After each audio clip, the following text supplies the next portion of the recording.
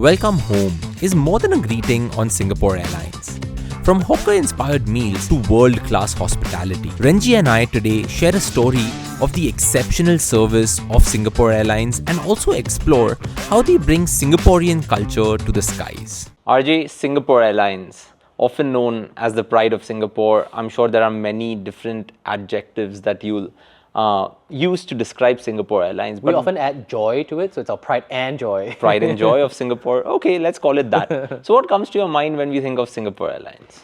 You know, and I would love to hear what comes to your mind actually, Yep. because I mean, I have a specific relationship to Singapore Airlines that's very much defined by having grown up with it. And for you, I think as someone who's in the travel industry as well, obviously have flown Singapore Airlines a lot, we'll have another sort of relationship. So I'm curious to know what your top things that come to mind are.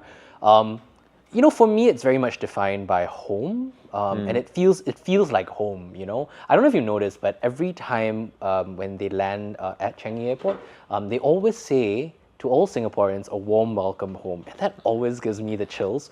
Because for me, really, that Singapore experience starts not so much when you get into Singapore, but it's when you board the Singapore Airlines flight, and I love that so much. And it's the small things that really change your perception, because one thing that I often think of is hospitality, and you see that on Singapore Airlines. But one thing I've noticed, and our friend Mark told me, that you should observe that the air steward or the air stewardess will always, if you're sitting down and they want to have a chat with you, they will squat down and come to your own level, right? Yeah. And Mark said that it's ingrained in them because they don't want to create this level of hierarchy when they are just standing and you are seated. Yeah, so it's also kind of awkward. Yeah, it is quite awkward. And not many airlines, or I don't think any airlines thinks about it this way. So that's one thing that comes to my mind. Like the hospitality of it. The hospitality of it. Yeah. What is your take on the food?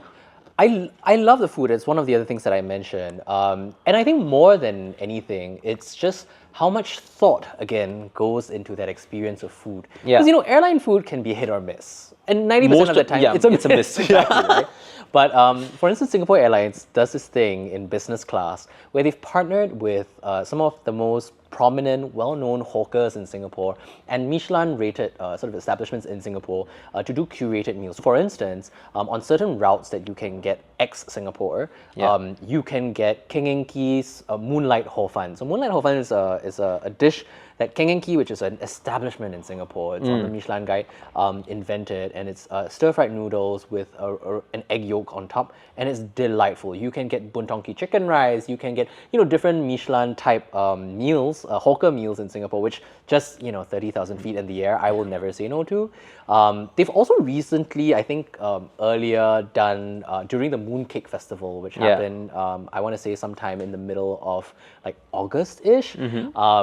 They partnered Bombay Canteen to do a mooncake mithai, which I think is just so fun in terms of an integration of just two cultures, which I love that. It's very unique when so much thought goes into your food, right? I know that in India, for the flights flying out of India on Singapore Airlines, they have partnered with Sanjeev Kapoor, and they have the Royal Thali or the Maharaja Thali in business class and first class, where you can really have an Indian meal. And you mentioned the Michelin-starred chefs, but I think it's Sanjeev Kapoor who curates the Indian menu on Singapore Airlines. So it's some of these things that really, really tell you about how good the food is. And like we both agreed, food on planes can be a miss. Yeah.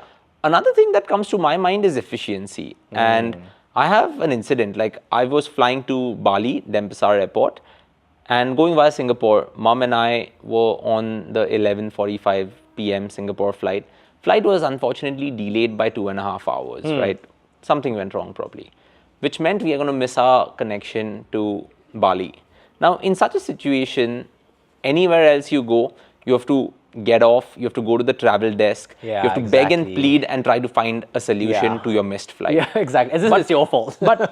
And this was the A380. The A380 is the third point, right? But efficiency, because I can imagine at least half the plane, at least 200 passengers were on transit flights.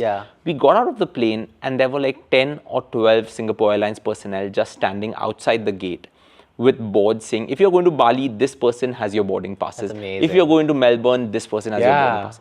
And that just left such a good impression in both our minds. My mom was like, wow, this is amazing.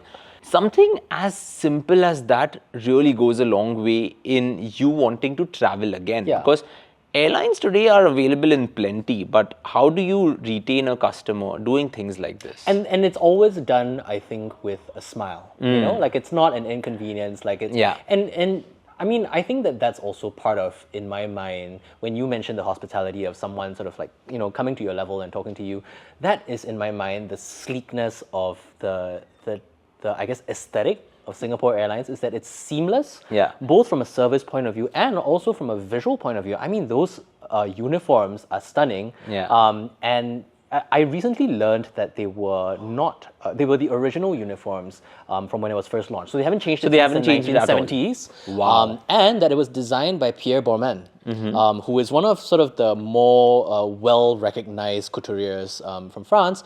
And it's inspired by the kebaya, which is a very Singaporean, very Malay outfit. And the print that you see on it is a batik print. So it's so deeply Singaporean, but at the same time, it's so timeless. It really is. And so this aesthetic of, I think, both the hospitality, the service, the efficiency is everything that comes together. But you were talking about the A380 as one of the things that stands out in your mind, because you're a full-on aviation geek. So to think about it, the 747 was the only double-decker for a long time.